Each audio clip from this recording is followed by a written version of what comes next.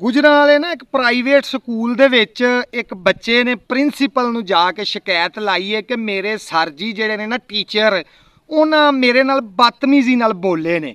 Principal ਨੇ ਅੱਗੋਂ ਵੇਖੋ ਕਿੱਡਾ ਸੋਹਣਾ ਕੰਮ ਕੀਤਾ ਬਈ ਉਸਤਾਦ ਨੂੰ ਸੱਦ ਕੇ ਨਾ ਸਟੂਡੈਂਟ ਦੇ ਸਾਹਮਣੇ ਉਹਦੀ ਬੇਇੱਜ਼ਤੀ ਕੀਤੀ ਹੈ। ਬਈ ਜੇ ਉਹਨੇ ਕੀਤੀ ਹੈ ਤੇ ਤੂੰ ਵੀ ਤੇ ਮੁੜਿਆ ਨਹੀਂ, ਤੂੰ ਚੰਗਾ ਸਿਆਣਾ ਬੰਦਾ ਰਿਹਾ ਐਵੇਂ।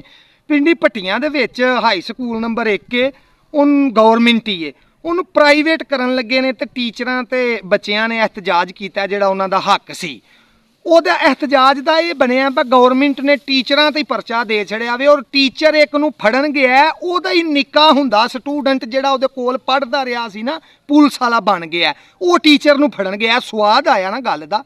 ਖੈਰ ਹੋਵੇ ਉਸਤਾਦਾਂ ਦੀ ਹਿਆ ਕਰਿਆ ਕਰੋ, ਉਸਤਾਦ ਤੇ ਬੜੇ ਕੰਮ ਦੇ ਬੰਦੇ ਹੁੰਦੇ ਨੇ, ਇਹਨਾਂ ਦਾ ਇਕਬਾਲ ਬੁਲੰਦ ਹੋਵੇ ਕਿ ਉਸਤਾਦ ਇੰਜ ਦੇ ਕੰਮ ਕਰਦੇ ਨੇ ਨਾ ਜੀ ਕਿ ਉਹ ਕਿਸੇ ਟੀਚਰ ਨੇ ਪੜ੍ਹ ਲਿਖ ਕੇ ਨਾ ਨੌਕਰੀ ਨਾ ਲੱਭੀ ਤੇ ਡਾਕਟਰ ਦੀ ਦੁਕਾਨ ਖੋਲ ਲਈ ਤੇ ਬਾਹਰ ਬੋਰਡ ਲਿਖ ਕੇ ਧਰ ਛੜਿਆ ਬਸ 300 ਚ ਦਵਾਈ ਦੇ ਆਂਦਾ ਫਰਕ ਨਾ ਪਵੇ, ਆਰਾਮ ਨਾ ਆਵੇ, ਉੱਥੇ ਬੈਠੇ 1000 ਦਾ ਨੋਟ ਤੁਹਾਨੂੰ ਵਾਪਸ ਮਿਲੇਗਾ।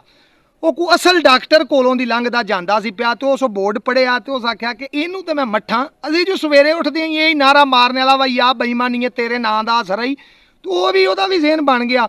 ਡਾਕਟਰ ਗਿਆ ਜਾ ਕੇ ਟੀਚਰ ਨੂੰ ਆਂਦਾ ਕਿ ਇਹ ਮੇਰੀ ਨਾ ਜ਼ਬਾਨ ਦਾ ਸਵਾਦ ਖਰਾਬ ਹੋ ਗਿਆ, ਕੋਈ ਟੇਸਟ ਨਹੀਂ ਆਉਂਦਾ, ਹਰ ਸ਼ੈ ਫੀਕੀ ਲੱਗਦੀ ਏ। ਟੀਚਰ ਜਿਹੜਾ ਸੀ ਨਾ ਉਸ ਆਖਿਆ ਮੈਂ ਤੇਰਾ ਇਲਾਜ ਕਰਨਾ ਵਾ, ਪੈਸੇ ਲਿਆਂਦੇ ਨਹੀਂ 300 ਰੁਪਈਆ ਉਸ ਆਖਿਆ ਜੀ ਲਿਆਂਦਾ।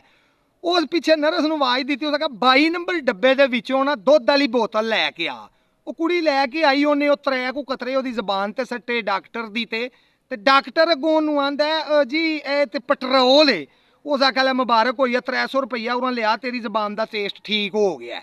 ਉਹਨੂੰ ਇਹ ਗੱਲ ਦਾ ਨਾ ਡਾਕਟਰ ਨੂੰ ਬੜਾ ਗੁੱਸਾ ਲੱਗਾ ਕਿ ਇਹ ਮਾਸਟਰ ਹੋ ਕੇ ਤੇ ਮੇਰੇ ਕੋਲੋਂ ਰੋਜ਼ ਪੈਸੇ ਕਮਾਉਂਦਾ ਪਿਆ ਮਰੀਜ਼ ਬਣਾ ਕੇ। ਉਹ ਟੁਰ ਗਿਆ 5 7 10 ਦਿਨਾਂ ਬਾਅਦ ਫੇਰ ਆਇਆ ਤੇ ਆ ਕੇ ਉਹਨੂੰ ਆਂਦਾ ਮੈਨੂੰ ਨਾ ਚੇਤਾ ਭੁੱਲ ਜਾਂਦਾ, ਯਾਦਦਾਸ਼ਤ ਕਮਜ਼ੋਰ ਹੋ ਗਈ, ਇਹ ਵੀ ਨਹੀਂ ਚੇਤਾ ਰਹਿੰਦਾ ਪਰ ਰੋਟੀ ਸਾਲਨ ਨਾਲ ਲਾਈ ਦੀ ਹੈ ਕਿ ਸਾਲਨ ਰੋਟੀ ਨਾਲ ਲਾਈਦਾ। ਅੱਗੇ ਉਸਤਾਦ ਸੀ, ਉਸਤਾਦ ਨੇ ਕਿਹਾ ਮੈਂ ਤੇਰਾ ਇਲਾਜ ਕਰ ਲੈਣਾ, ਪੈਸੇ ਲਿਆਂਦੇ ਨਹੀਂ, ਉਹਨੇ ਕਿਹਾ ਲਿਆਂਦੇ ਨੇ। ਉਸ ਕੁੜੀ ਨੂੰ ਆਵਾਜ਼ ਦਿੱਤੀ, ਉਹਨੇ ਕਿਹਾ ਲਿਆ ਵਾ 22 ਨੰਬਰ ਡੱਬੇ 'ਚੋਂ ਦਵਾਈ ਕੱਢ ਕੇ। ਉਹ ਅੱਗੇ ਜਿਹੜਾ ਬੈਠਾ ਸੀ ਮਰੀਜ਼ ਉਹਦਾ ਕਿਹਾ ਜੀ ਉਹ 22 ਨੰਬਰ ਡੱਬੇ 'ਚੋਂ ਤਾਂ ਪਿਛਲੀ ਵਾਰ ਤੁਸੀਂ ਜ਼ੈਕੇ ਦੀ ਦਵਾਈ ਦਿੱਤੀ ਸੀ। ਉਸਤਾਦ ਆਖਿਆ ਉਹ ਲਿਆ 300, ਤੇਰੀ ਯਾਦਦਾਸ਼ਤ ਠੀਕ ਹੋ ਗਈ, ਤੈਨੂੰ ਚੇਤਾ ਆਉਣ ਲੱਗ ਪਿਆ, ਫਿਰ 300 ਲੈ ਲਿਆ। ਉਹ ਡਾਕਟਰ ਜਿਹੜਾ ਅਸਲ ਸੀ ਨਾ ਉਹਨੂੰ ਇਸ ਗੱਲ ਦਾ ਬੜਾ ਨਾ ਰਿੰਝ ਜਿਹਾ ਕਿ ਬੈ ਚੰਗਾ ਤਮਾਸ਼ਾ ਬਣਦਾ, ਇਹਨੇ ਚੰਗਾ ਲੁੱਚ ਤਲੇ ਆਵੇ, ਹਰ ਵਾਰ ਮੈਨੂੰ ਦਾਲ ਆ ਜਾਂਦਾ, ਅਗਲੀ ਵਾਰ ਸਹੀ। ਅਗਲੀ ਵਾਰ ਜਨਾਬੇ ਆਲੀ ਉਹ ਫੇਰ ਆ ਗਿਆ ਡਾਕਟਰ ਉਸੇ ਟੀਚਰ ਕੋਲ ਤੇ ਆ ਕੇ ਉਹਨੂੰ ਆਂਦਾ ਇਹ ਜੀ ਆ ਕਿੱਥੇ ਹੋ, ਮੈਨੂੰ ਤੁਸੀਂ ਦਿਸਦੇ ਨਹੀਂ ਪਾ, ਮੇਰੀ ਤਾਂ ਨਜ਼ਰ ਕਮਜ਼ੋਰ ਹੋ ਗਈ, ਮੈਨੂੰ ਤਾਂ ਕੁਝ ਨਜ਼ਰ ਹੀ ਨਹੀਂ ਆਉਂਦਾ। ਉਹ ਡਾਕਟਰ ਨੇ ਆਖਿਆ ਇੱਥੇ ਬਹਿ ਹਾਂ ਜਰਾ ਕੋ ਮੈਂ ਤੇਰੀ ਨਜ਼ਰ ਵੀ ਠੀਕ ਕਰ ਲੈਣਾ ਵਾ। ਗੱਲ ਇੰਜੇ ਕਿ ਨਜ਼ਰ ਦੀ ਕਮਜ਼ੋਰੀ ਦੀ ਸਾਡੇ ਕੋਲ ਦਵਾਈ ਕੋਈ ਨਹੀਂ, ਲਿਹਾਜ਼ਾ 1000 ਰੁਪਈਆ ਲੈ ਤੇ ਅੱਲਾ ਦੀ ਸਪੁਰਦ ਹੋ। ਉਹ ਡਾਕਟਰ ਨੇ ਨਾ ਅੱਗੋਂ ਨੂੰ ਆਖਿਆ ਕਿ ਆ 1000 ਤੇ ਨਹੀਂ ਆ ਤੇ 500 ਏ। ਟੀਚਰ ਨੇ ਆਖਿਆ ਮੁਬਾਰਕ ਹੋਈ ਤੇਰੀ ਨਜ਼ਰ ਵੀ ਠੀਕ ਹੋ ਗਈ ਹੈ, 500 ਮੇਰਾ ਪਿੱਛਾ ਦੇ ਤੇ 300 ਉਤਲਾ ਵੀ ਮੈਨੂੰ ਨਾਲ ਲਾ ਕੇ ਦੇ। ਇਹ ਟੀਚਰ ਤੇ ਬੜੀਆਂ ਸ਼ਹੀ ਹੁੰਦੀਆਂ ਨੇ, ਇਹਨਾਂ ਦੀ ਤੇ ਹਿਆ ਸਾਨੂੰ ਕਰਨੀ ਚਾਹੀਦੀ ਹੈ, ਜ਼ਲੀਲ ਤੇ ਨਹੀਂ ਕਰਨਾ ਚਾਹੀਦਾ ਇਹਨਾਂ ਨੂੰ।